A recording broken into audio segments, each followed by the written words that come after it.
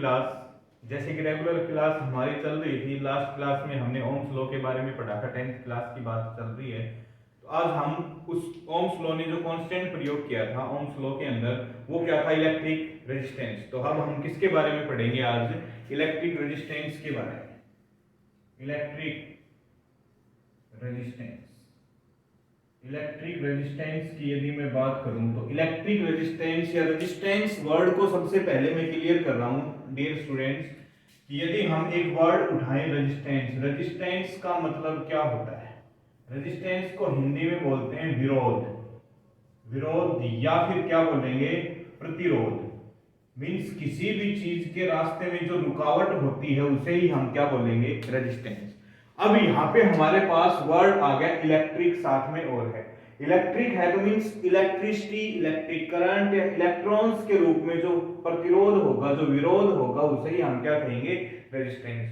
तो ये सबसे पहले इसकी यदि हम डेफिनेशन उठाएं इलेक्ट्रिक रेजिस्टेंस की, तो डेफिनेशन क्या होगी?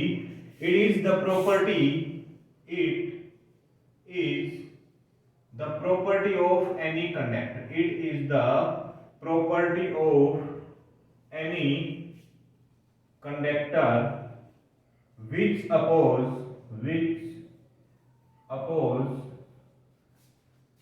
in the flow of electric current, in the flow of electric current। Means क्या होता है? प्रॉपर्टी होती है किसकी? किसी भी कंडक्टर की। क्या? जब भी उसमें इलेक्ट्रिक करंट फ्लो करता है, इलेक्ट्रिसिटी फ्लो करती है, तो वो हमेशा उसका क्या करता है? Oppose. This is called electric resistance. Is it clear? Electric resistance का प्रयोग किया था। इलेक्ट्रिक रेजिस्टेंस की यदि मैं बात करूं, किससे डिनोट करते हैं? आर से। इलेक्ट्रिक रेजिस्टेंस क्या होता है? It is the property of any conductor which oppose the flow of electric current through it. यदि मैं बात करूं इलेक्ट्रिक रेजिस्टेंस की, यदि पॉइंट्स की बात करें हम, तो यदि सबसे पहले इसकी वैल्यू लेते हैं हम डायरेक्शन के ऊपर। किसके ऊपर? डायरेक्शन। तो इलेक्ट्रिक करंट रेजिस्टेंस की डायरेक्शन हमेशा क्या होती है? Opposite. Direction opposite to the direction of electric current, to the direction of electric current. Electric current की जो डायरेक्शन होती है हमेशा उसका क्या करता है? अपोज करता है। कि मींस यदि इलेक्ट्रिक करंट जा रहा है पॉजिटिव टू नेगेटिव, तो रेजिस्टेंस क्या होगा? नेगेटिव टू पॉजिटिव, तभी तो अपोज होएगा। ये बात तो क्लियर हो गई कि जैसे ही जिधर करंट जाएगा ये हमेशा उसका अपोज करेगा, तो डायरेक्शन हमेशा क्या रहेगी? अपोजिट। नेक्स्ट पार्ट लिखें कि रेजिस्टेंस की एसआई यूनिट क्या होगी? SI unit of resistance, resistance की एसआई यूनिट क्या होती है? तो वो होती है ओम। क्या होती है? ओम। किससे कैसे डिनोट करते हैं? ये ओम का क्या होता है? सिंबल। कि एसआई यूनिट ऑफ रेजिस्टेंस क्या होती है? ओम होती है। ओम मींस क्या होता है? ये उसका सिंबल होता है जिससे हम उसको डिनोट करते हैं।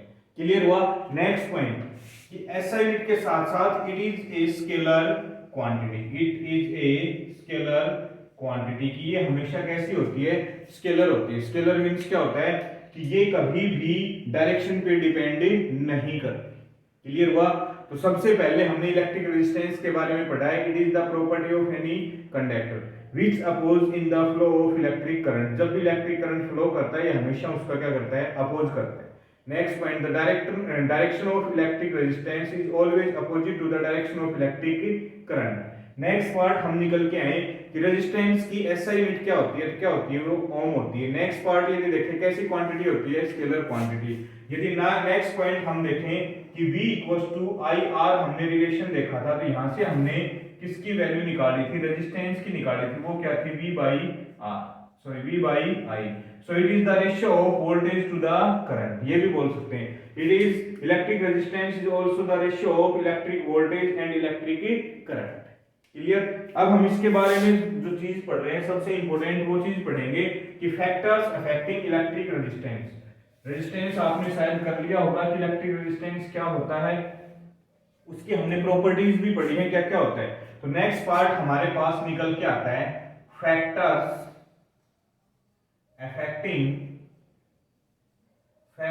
Affecting electric resistance.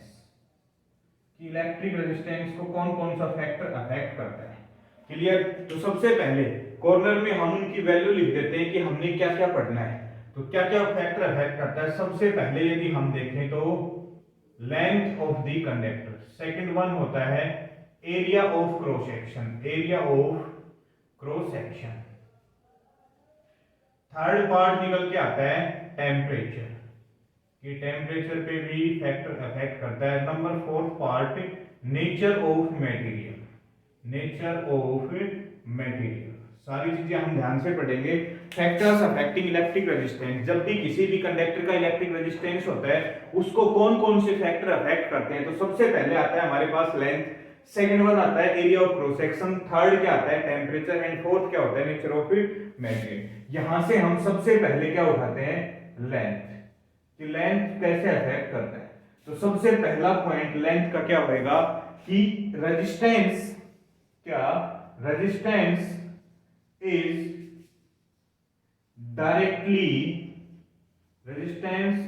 Directly proportional to length of the conductor, length of conductor. यदि हम इसी चीज के पार्ट को उठाएं कि रेजिस्टेंस और इसमें क्या रिलेशन होता है, तो ये हमारे पास रिलेशन आता है क्या, डायरेक्टली प्रोपोर्शनल। मींस क्या हो गया कि resistance is directly proportional to L, means if we increase the length then resistance also be increase, and if we decrease the length then resistance also be decrease. So first part हमारे पास निकल के आया कि जो electric resistance होता है वो length पे कैसे डिपेंड करता है। तो लेंथ पे कैसे डिपेंड कर रहा है कि electric resistance is directly proportional to the length, means when we increase the length of the conductor then electric resistance also increase. Means यदि पॉइंट्स उठाएं, यदि कोई भी क्वेश्चन उठाएं कि यदि हम लेंथ को डबल कर दें 2L कर दें तो रेजिस्टेंस भी क्या हो जाएगा 2R, मींस डबल हो जाएगा। क्लियर हुआ। सेकंड पार्ट यदि हम उठाएं यहीं से एरिया ऑफ क्रॉस सेक्शन, क्या होगा एरिया ऑफ क्रॉस सेक्शन, की एरिया जब भी बढ़ता है, एरिया ऑफ क्रॉस सेक्शन की बात करें तो यदि हमारे पास ये कोई भी कंडक्टर है तो जो इसका ये एरिया होता है, दिख रहा होगा कि ये जो एरिया होता है यदि इसको हम बढ़ाएं या इस एरिया को कम करें, या फिर मान लो कि किसी भी कंडक्टर की हम मोटाई को बढ़ाएं तो उससे क्या प्रभाव पड़ेगा। तो हमारे पास ये रिलेशन निकल के आता है, क्या आता है कि रेजिस्टेंस, इसका resistance is inversely proportional to area of cross section, area of cross section. कि रेजिस्टेंस जो होता है वो क्या होता है एरिया ऑफ क्रॉस सेक्शन के क्या होता है इनवर्सली प्रोपोर्शनल होता है। मींस यदि यही रिलेशन हम लिखेंगे resistance is inversely proportional to area. Clear हुआ कि यदि एरिया बढ़ेगा तो रेजिस्टेंस घटेगा और एरिया यदि कम होएगा तो रेजिस्टेंस इंक्रीज होगा। समझ में आया कि रेजिस्टेंस जो होता है एरिया ऑफ क्रॉस सेक्शन के क्या होता है इनवर्सली प्रोपोर्शनल। सिंपल वे में यदि हम यहां से देखें, ध्यान से देखना है, यदि हमने ये इक्वेशन फर्स्ट डाल दी और ये अपने पास इक्वेशन क्या हो गई सेकंड, तो हमारे पास एक नया रिलेशन निकल के आता है किससे, from equation first and second. क्या निकल के आता है from equation first and second, क्या निकल के आता है कि R is directly proportional L by A। Means यदि इन दोनों के ऊपर क्वेश्चंस बनते हैं, काफी क्वेश्चंस बनते हैं कि when the length of the conductor becomes double and area of cross section becomes half, ये क्वेश्चन उठाए हम यदि यहीं पे पॉइंट पे कि यदि किसी भी कंडक्टर का क्वेश्चन यदि हमारे पास उठाएं क्या होता है कि length of conductor becomes double and area of cross section half, तो क्या होगा देखो हमें पता है R is directly proportional L by A, length को डबल कर दो R directly proportional to L और ये हाफ हो गया तो A बाई 2, ये भी ऊपर चला गया तो R directly proportional 2 to the 4 L by A, कितना हो गया आंसर क्या आएगा 4 टाइम्स, रेजिस्टेंस क्या हो जाएगा 4 टाइम्स, क्योंकि एरिया हमने हाफ कर दिया और लेंथ हमने क्या की डबल। तो ऐसे ऐसे क्वेश्चंस बनेंगे इन दोनों पार्ट्स के ऊपर। अब नेक्स्ट पार्ट आता है हमारे पास निकल के कि यदि हम इसको यहां से केवल इस क्वेश्चन को इरेज कर रहा हूं मैं, बाकी सारे का सारा part same as it is छोड़ रखा है।